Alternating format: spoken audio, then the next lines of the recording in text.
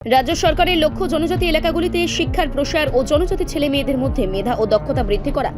রাজ্য সরকার চেষ্টা করছে জনজাতি মহিলাদের নিজেদের পরম্পরাগত হস্তশিল্পের সাথে আরো বেশি করে যুক্ত করে রিয়া, পাচরা, বুনুনে উৎসাহিত করা এবং দক্ষতা বৃদ্ধির মধ্যে দিয়ে তাদের বিকল্প আয়ের সাথে যুক্ত করা। রাজ্য সরকার চায় উন্নয়নের প্রতিটি ক্ষেত্রে জনজাতি গণ অংশীদারি হোক।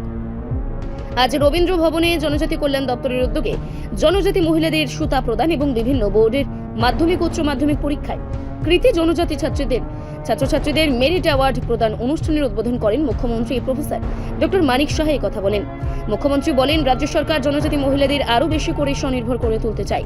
বর্তমানে সরকারের প্রচেষ্টায় রাজ্যের জনজাতি মহিলাদের হাতে তৈরি রিয়া, পাচরা জিও ট্যাগ পেয়েছে। জনজাতি মহিলাদের নিজস্ব শিল্পকে বিশ্ব দরবারে আরো বেশি করে পৌঁছে দিতে তার সদ্ব্যবহার করতে হবে। বর্তমান কেন্দ্রীয় সরকার জনজাতিদের আর্থসামাজিক অবস্থার উন্নয়নে জোর দিয়ে ধরতে আবা জনভাগিদারি অভিযান, প্রধানমন্ত্রী জনমন প্রকল্প সহ নানা প্রকল্প গ্রহণ করেছে। রাজ্য সরকার মুখ্যমন্ত্রী জনজাতি উন্নয়ন মিশন সহ নানা প্রকল্প গ্রহণ করে রাজ্যের জনজাতি এলাকায় স্বাস্থ্য, শিক্ষা, বিকল্প কর্মসংস্থান সৃষ্টি ও নানা পরিকাঠামো উন্নয়নে কাজ করে চলেছে। রিয়াং জনজাতিদের আর্থসামাজিক মনোন্নয়নে সরকার 800 কোটি টাকার বিশেষ প্যাকেজ গ্রহণ করেছে। সরকারের পক্ষ থেকে জনজাতি এলাকায় 500টি বৈদ্যুতিক অটো বিতরণ করার পরিকল্পনা নেওয়া হয়েছে। রাজ্য সরকারের লক্ষ্য জনজাতি এলাকায় শিক্ষার প্রসারের পাশাপাশি জনজাতি যুবক যুবতীদের দক্ষতা বৃদ্ধি করে একটি শক্তিশালী মানব বন্ধন গড়ে তোলা। নেশামুক্ত ত্রিপুরা করতে সবাইকে এগিয়ে আসার আহ্বান জানান মুখ্যমন্ত্রী। রাজ্যের জনজাতি এলাকাগুলোর হোস্টেলগুলিতে ছাত্রছাত্রীদের সুবিধার জন্য সরকার আরো 170 জন হোস্টেল সুপার নিয়োগ করবে। বর্তমানে 34,000 জনজাতি ছাত্রছাত্রী হোস্টেলগুলি থেকে উপকৃত হচ্ছেন। যারা স্টুডেন্টরা আছেন তাদেরকে নিয়ে যে মেধা পুরস্কার বিতরণ অনুষ্ঠান, সেই অনুষ্ঠানে আমাদের মাঝে উপস্থিত আছেন ট্রাইবেল ওয়েলফেয়ার ডিপার্টমেন্টের মাননীয় মিনিস্টার শ্রী বিকাশ দেববর্মা মহোদয়, এবং উনি ওনার মূল্যবান বক্তব্য আমাদের সামনে রেখেছেন। এখানে উপস্থিত আছেন যিনি স্বাগত ভাষণ দিয়েছেন ডাইরেক্টর সাহেব ট্রাইবেল ওয়েলফেয়ার ডিপার্টমেন্টে শ্রী সুভাষিস দাস মহোদয়।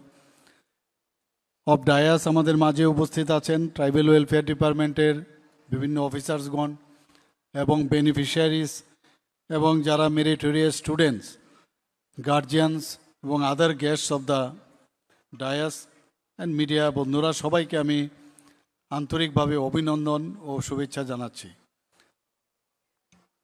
আমাদের সরকারের যে মাননীয় প্রধানমন্ত্রীজি সবসময় বলেন যে সবাইকে নিয়ে আমাদের চলতে হবে আগামী দিন, কাউকে বাদ দিয়ে কোনো অবস্থায় চলা যাবে না।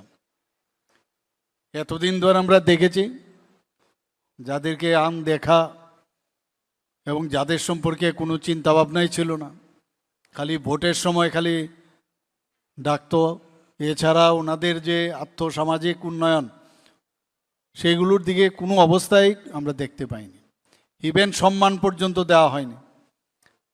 কিন্তু মাননীয় প্রধানমন্ত্রীজি বলছেন যে না, সবকা সাথ সবকা বিকাশ, বিশ্বাস আর তার প্রয়াস, সেই দিশায় আমাদের আজকে এখানে ছোট ছোট ছেলে মেয়েরা যখন আসলো এখানে, এদের মধ্যে অনেকে 60% উপরে পেয়েছে, অনেকে 80% উপরে পেয়েছে, অনেকে আবার প্রথম 10 জনের মধ্যে স্থান নিয়েছে, এবং বিভিন্ন স্তরের বিভিন্ন যারা স্টুডেন্টরা আছেন তাদেরকে আর্থিকভাবে এই ডিপার্টমেন্ট থেকে সাহায্য দেওয়া হয়েছে। সাহায্য দেওয়ার অর্থটা কি? অর্থটা হচ্ছে যে যারা আমাদের এতদিন ধরে যে এডুকেশনের মধ্যে যুক্ত না রেখে তাদেরকে অন্ধকারের মধ্যে রাখার যে ব্যবস্থা ছিল এত বছর ধরে, তার থেকে মুক্তি দেওয়া, তাদেরকে আরও বেশি ইন্সপায়ার করা, যাতে আগামী দিন পড়াশোনার ক্ষেত্রে ছোট ছোট ছেলে মেয়েরা, আমার মেয়েরা, ওরা যাতে আগামী দিন আরও পড়ার প্রতি আরও আগ্রহ বাড়ে। কারণ আমরা সবাই জানি যে জ্ঞান ছাড়া কিচ্ছু হবে না। আগামী দিন তাদের হাতেই এই রাজ্য এবং এই পৃথিবী, যাদের কাছে জ্ঞান থাকবে, যাদের কাছে যত বেশি নলেজ থাকবে তাদের কাছে। কাজে উৎসাহিত করার জন্য আজকে আমি ধন্যবাদ দেব জনজাতি কল্যাণ দপ্তর মহোদয়কে, বিশেষ করে মাননীয় মিনিস্টার এবং ওনার পুরো দপ্তরকে, ওনার টিমকে, যে ওনারা এই উদ্যোগ নিয়েছেন এবং তাতে করে আমাদের গুণমান সম্পন্ন যারা জনজাতি গোষ্ঠীর ছেলে মেয়েরা আছেন তারা কিন্তু অনেকটা বেশি পড়াশোনার দিকে আরও বেশি করে মনোযোগ দেবে। একদিকে তো এটা গেল, ইনফ্রাস্ট্রাকচারের যদি কথা বলি, আমরা ইনফ্রাস্ট্রাকচারও সেইভাবে ডেভেলপ করছি। আমার পূর্ববর্তী বক্তা মাননীয় মন্ত্রী ত্রিপুরা সরকারের বিকাশবাবু অলরেডি বলেছেন আমরা কি কি করছি ত্রিপুরাতে জনজাতিদের জন্য। আজকে এখানে যারা বোনেরা এসছেন এখানে, যাদেরকে আজকে সুতা বিতরণ করা হয়েছে, আমি মাঝে মাঝে যখন যাই, যখন ওনারা এই বয়ন শিল্পীতে যুক্ত যেসব পাঁচরাই হোক বা আমাদের রিসাই হোক যখন তৈরি করে, আমি অদ্ভুতভাবে তাকিয়ে থাকি যে কিভাবে এত সুন্দরভাবে ওনারা এই কাজটা ট্রেডিশনালি এত বছরের পর বছর কিভাবে শিখেছে এবং এত নিখুঁতভাবে কাজগুলো করে। আজকে আমাদের জিআই ট্যাগ পেয়েছে এর জন্য আমরা।